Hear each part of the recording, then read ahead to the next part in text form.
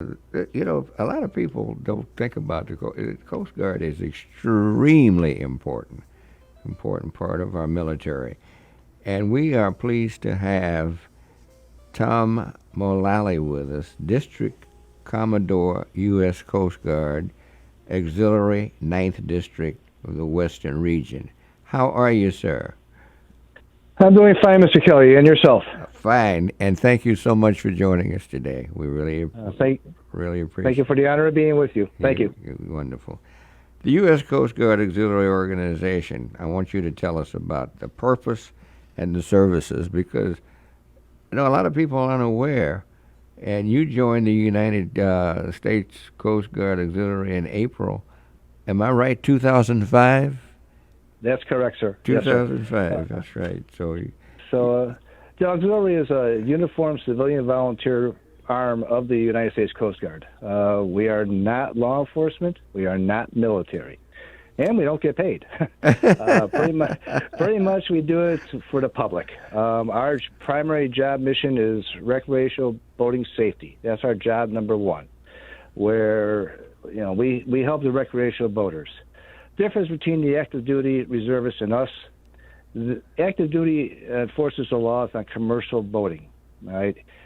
To get it a little more detailed, any water that has commerce on it, think money, is the Coast Guard. And that is they're the primary arm to keep that commerce flowing. You'd be surprised exactly how much commerce comes over on the water in the Great Lakes area. Our job as auxiliaries is to educate the recreational boater, the power boat person, the sailboat, the paddle craft, the canoe, how to keep them safe on the water and stay out of the way of the big boats. That's our number one job. A lot of people don't understand or really, they don't realize that's a hell of a job you have, really. Yes, it is. Yeah. To give you an example, in the 2018 statistics that we have from the Coast Guard, they break it down to recreational boating deaths. Now, your radio station is pretty important because it goes so far. As my responsibilities, I cover Wisconsin, Michigan, Indiana, and Illinois. Parts of Illinois, parts of Indiana, a lot of Wisconsin, a lot of Michigan. And in 2018 statistics, Michigan was the fifth highest in death on boating. Wisconsin was number 8. Wow. And that's something where we try to educate the public on boating safety classes. How to, wear a life jacket. And I'll go through different things later on, but none of us got gills, all right? It doesn't work. And the unofficial rule on the water is the rule of tonnage wins. The with the biggest boat overpowers your little boat. So we try to educate the public. If you have a boat, if you're even going to go visit on a boat, be smart. Have a boating safety class. Different aspects. One thing we're trying to gear up right now for is vessel safety checks. This is something we do when we go out to the marinas. We talk to the boat owners. We do something to make sure they have the federal requirements and state requirements. Each state also has their own variations. So we go through the checklist and we say, this is what you need. You got everything you need to get a little decal. And it says, okay, you're approved. You're good to go. However, active duty can stop any boat anytime. Unlike law enforcement on land, you have a probable cause. On the water, no, you don't. I can stop you 16 times in a day. So what they do is they check, first if they see a sticker, they think, okay, now let's check your boat. And they'll go through and check your safety equipment. If for some reason you don't have certain equipment, they can tell you, go back to your dock, you're done for the day, game over. So those are one of the things we do free of charge. We make sure you have everything you need. And usually at that time, if active duty or reservist board you, you're good to go. Another function, one thing on my checklist that's new for Illinois is marijuana is now legal in the state. So that's nice if you're on land. Unfortunately, Lake Michigan is federal waters, and technically, marijuana is still an offense, federal offense. I would just say, if you have any of your listeners that happen to partake, definitely at the marina, you're safe. You're not out on federal waters. But if you're out in Lake Michigan, if you are boarded, make sure you tell them up front what you got. The boarding officer will evaluate the situation. That's the easiest way I would tell you. All right. Also, we're in the delay season. A lot of, especially Chicago. I went down Lakeshore Drive last Sunday from Evanston to the south side. I saw not one boat on the lake. I went by 2 marinas that are in the city limits, 500 slips each, not one boat. I felt like I was in a Twilight Zone chapter. It's insane that this far in the season we have nothing. But again, current situations predict that we have to be cautious. That doesn't mean, though, it's not going to open up eventually. You do need to sit there and make sure you do your maintenance. Don't rush it.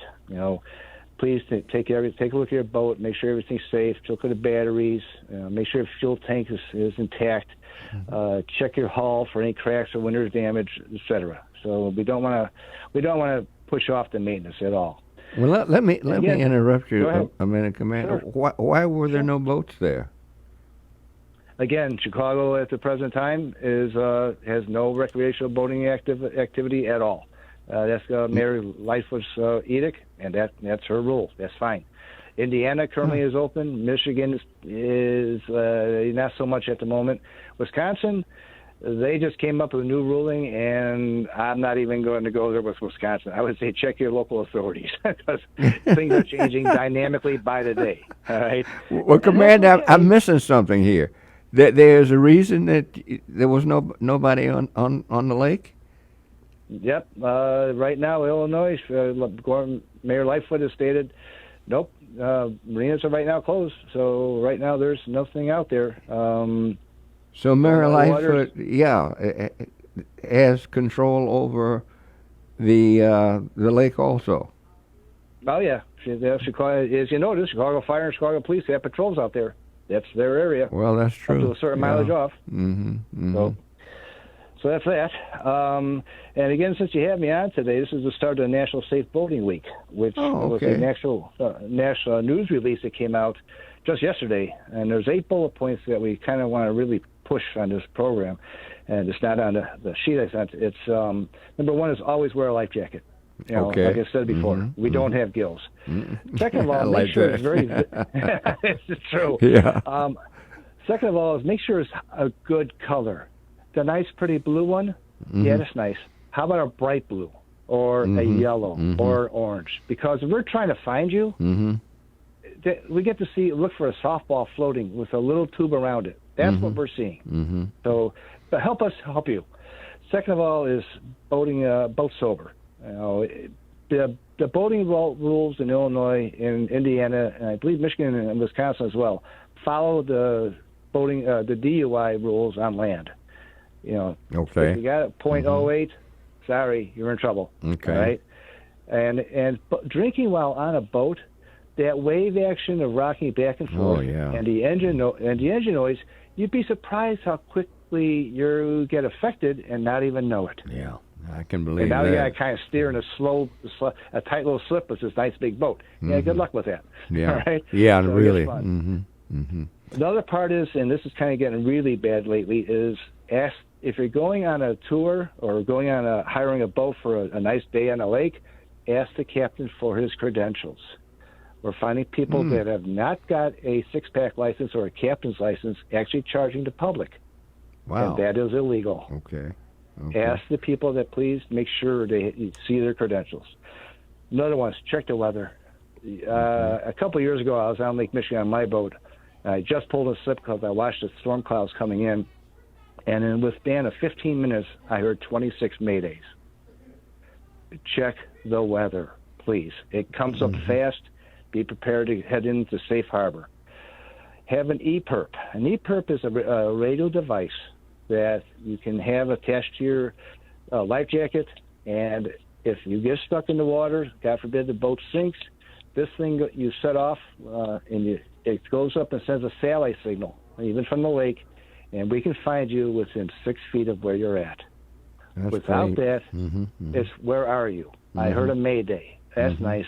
How much of the 100 square miles do you want me to search? So it gets really rough. That's why an EPIRB, if you can afford it, please. They're not that cheap, But there are economical ones, like Spotify is a good one. I'm not pushing any brand, but you look to get a electronic position indicating radio beacon. Tell someone where you're going, please. File what we call a float plan. Even if you put it in the visor of your car. If you tell somebody, I'm going to be back by 10 o'clock at night, and now it's midnight, you're not there. Where are you? Did you stop off somewhere because you don't have lights, or you got sick on the water and you decided to pull into some other harbor? Let someone know where you are, because they're going to call the Coast Guard, and we're going to start trying to look for you. Let's first check where you launched from. Then we're going to send a marine radio broadcast to ask for assistance and say if the public is seeing you at all, and then we'll start sending out boats to search for you. And that gets expensive. So if we can, again, no cost to you as a boater, but it does to the taxpayer as a whole. Again, on the vessel safety checks, we tell you that a radio is not required. And by federal law, it's not. But cell phones will work 3 miles offshore, and then that's it. A radio, you have a much better chance. A cell phone, you have one person hearing you, whoever you're calling. On a radio, everybody hears you. Good point. So that's why we like to have the radio. And lastly, again, be safe. COVID-19 out there nowadays, even on boating. Be safe with social distancing on the docks. Common people from common households at the present time be on the boats. We're about to be coming out on patrols. Right now, we're even locked down. And when we start coming patrols, we'll be doing face masks and gloves, etc. So those are things we got to be careful of. Everybody needs to be. I listened to your prior shows today, so I know this COVID's been covered throughout your entire program. Also, beware of high water. Right now, we're at the highest level Lake Michigan has ever been. Why is that important? A couple reasons. First off, there are different obstacles that are now submerged, which are not normally. Pylons from old piers, break walls. You'd be surprised. Chicago break wall by the Chicago Harbor, you can barely see it. In some spots, you can't see it. Wow. Now, at night, try sitting there and hit that, and that's you got to be careful. You just got to know, it could be dangerous. Rip currents. We have more deaths on Lake Michigan from rip currents. The water, especially with a northeast, north, or northwest wind, the currents come and they form these little currents as eddies. They'll come in, spin, and then push back out. Well, if you're in that push back out portion, you're going there. But with high water, that push back out portion may have been maybe 100, 200 feet. Now it's half a mile. So got to be careful, all right? Look at the water. We're going to take a quick break, Commander, okay? No, okay. A quick break, and I want to come right back to the rip currents because I'm not sure what that is. We're going to take a break, and I want to hear about that. We are so pleased to have Thomas J. Mullally, the United States Coast Guard, and with great information. You've heard this. If you have a comment or you want to ask a question, 773-591-1690 is our number. And this gentleman has got all kinds of great information. Okay. Yeah. Call in. Yeah.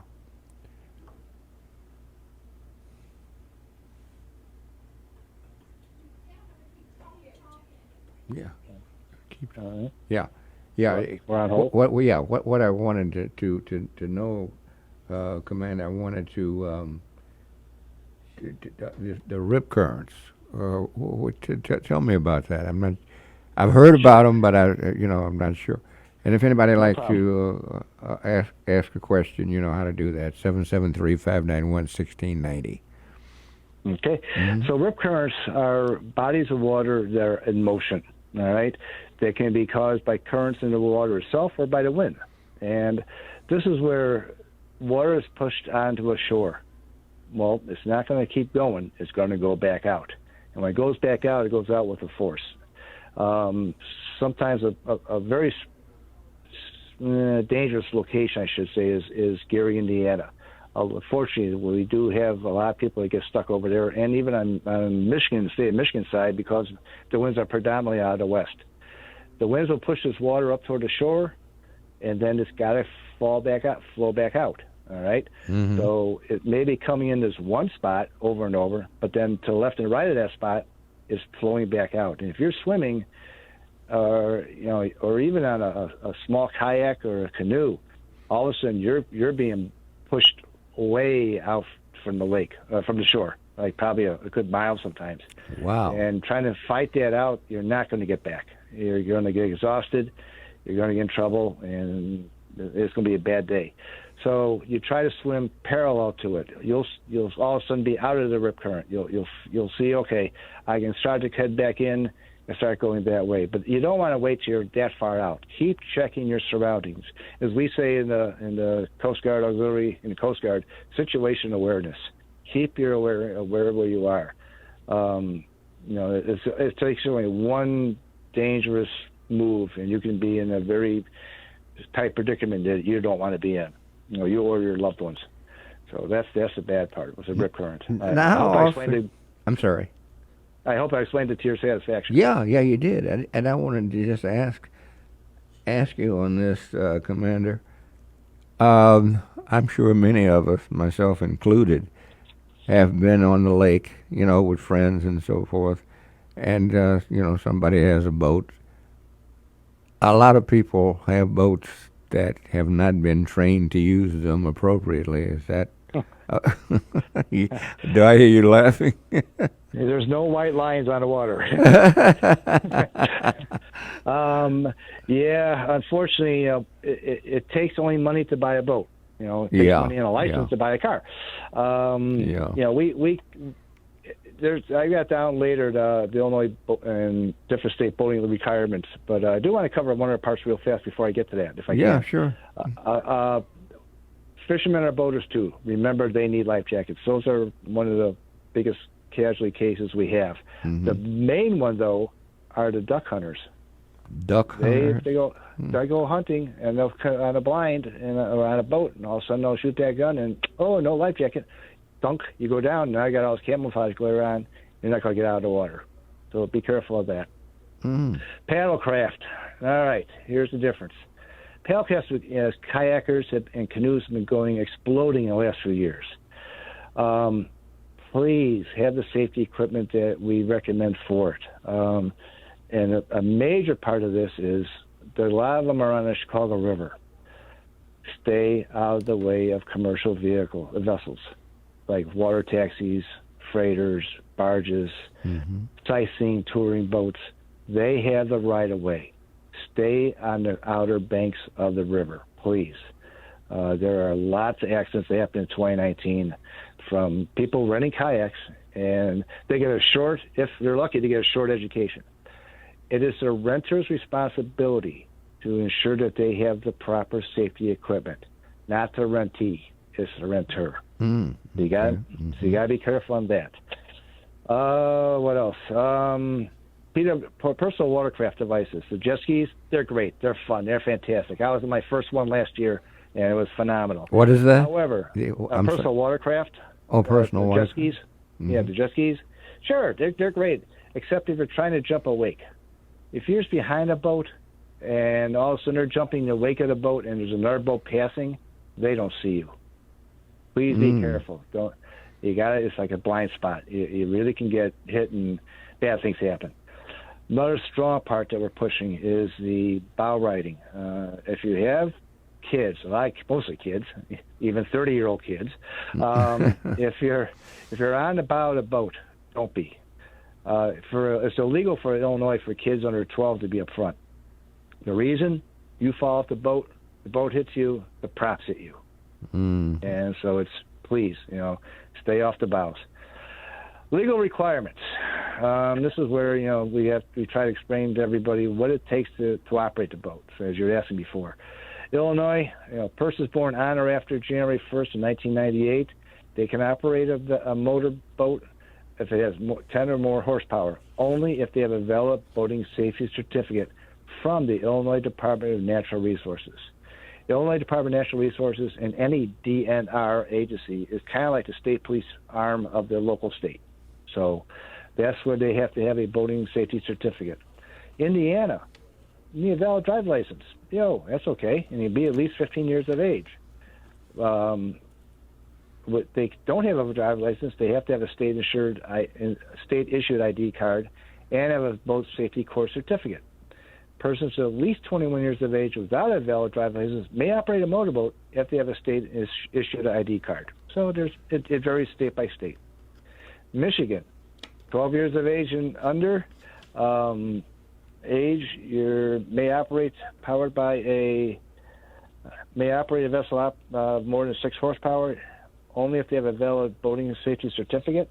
Mm-hmm. Persons born on after December 31st of 1978 must have a boating and safety certificate and be 16 years of age to operate water jet ski unsupervised.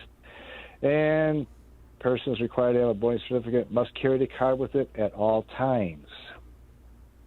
Lastly, and again, I know there's a lot here, Wisconsin.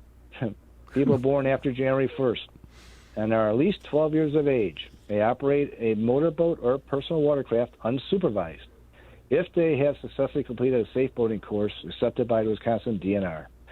16-year-olds may not rent or lease a personal watercraft device.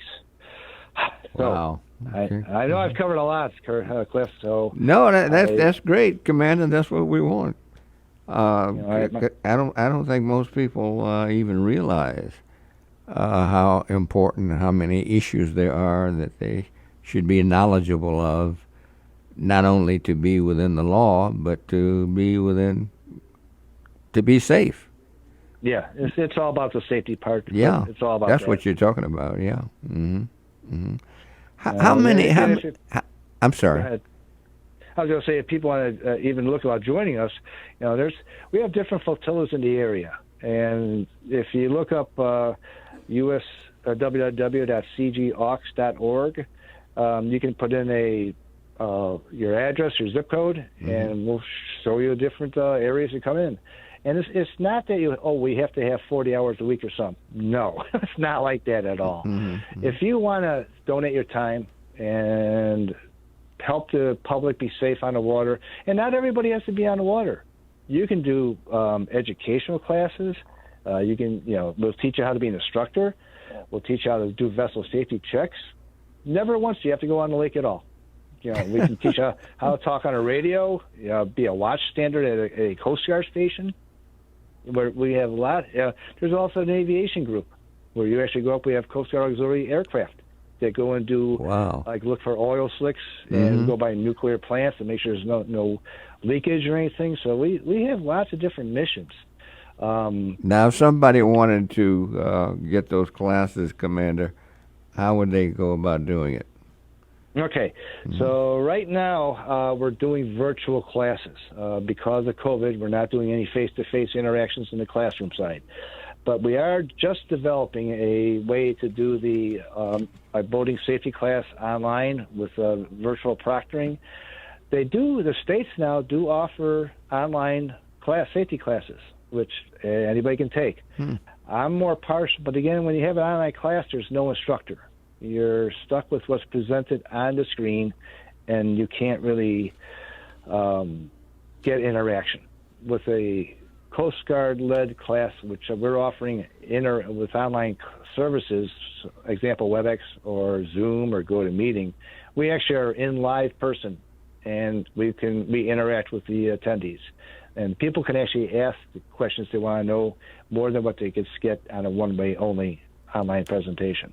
So it helps that way. The way to find those, again, you can go to www.cgaux.org, and there's, I want boating safety class is one of the options. Another option is I want a vessel safety check. And right now, again, safety checks will probably start sometime in the next, hopefully, 2 to 3 weeks after we get nailed down how we're going to stay safe. We're in a area that the Coast Guard auxiliary hasn't ever been exposed to. COVID-19, the only thing we had prior to this was the Spanish flu in 1918. And the auxiliary wasn't formed until 1939. So we're trailblazing all new stuff because of this. So please be patient with us. We're trying very hard. You're doing a great job. You're giving us a whole lot of information, Commander, that our listeners and many other people would not even know anything about it. I just want to thank you so much for giving us this time